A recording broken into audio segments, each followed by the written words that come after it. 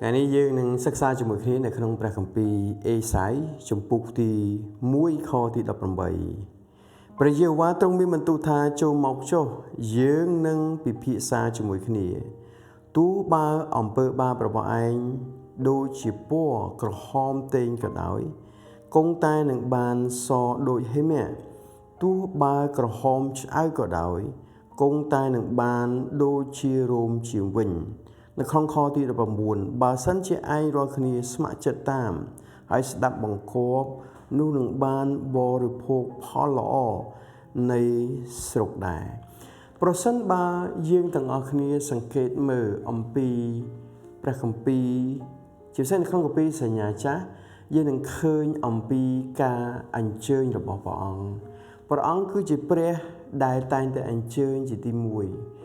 ព្រះដែលយើងជឿគឺជាព្រះដែលតែងតែអញ្ជើញយើងមកកាន់ព្រះអង្គនៅពេលដែលយើងមានបញ្ហាវាមិនដូចជាសាសនាទាំងឡាយដែលអ្នកត្រូវធ្វើល្អសិនអ្នកត្រូវធ្វើ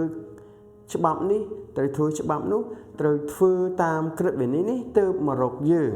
ប៉ុន្តែព្រះជាម្ចាស់នៅក្នុងកន្លែងនេះព្រះយេហូវ៉ាគឺជាព្រះជាម្ចាស់នៅក្នុងគម្ពីរអេសាយតាមរយៈហោរាអេសាយបានមានបន្ទូលថាចូលមកចុះព្រះអង្គអញ្ជើញឲ្យមកដើម្បីអីមកដើម្បីពិភាក្សាអំពីអំពើបាបព្រះអង្គជាព្រះដែលផ្ដល់ឱកាសឲ្យយើងទាំងអស់គ្នាអង្គុយចុះជជែកមួយព្រះអង្គដើម្បីពិភាក្សាទៅចំពោះព្រះអង្គពិភាក្សាយ៉ាងម៉េចព្រះអង្គសន្យាថានៅពេលដែលយើងយកអំពើបាបរបស់យើងមកពិភាក្សា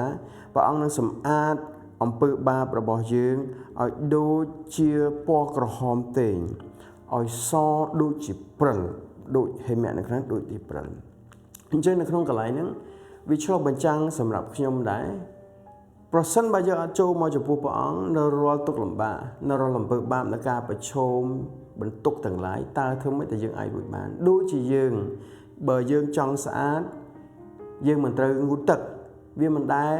យើងស្អាតមុនងូតទឹកអញ្ចឹងបើសិនជាចង់ស្អាតយើងត្រូវងូតទឹកដើម្បីស្អាតយ៉ាងណាមិញ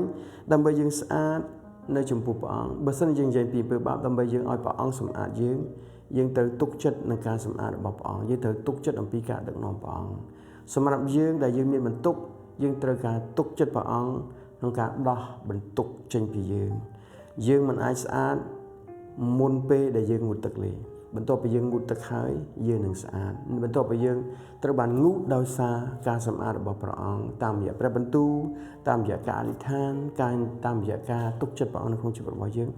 នោះយើងនឹងបានស្អាតនេះគឺជាខគម្ពីរមួយដើម្បីលើកទឹកចិត្តទៅដល់អស់លោកអ្នកបងប្អូនទាំងអស់គ្នាដែលជាអ្នករួមជំនឿនៅក្នុងព្រះអង្គម្ចាស់ព្រះយេស៊ូវគ្រីស្ទអរគុណព្រះអង្គ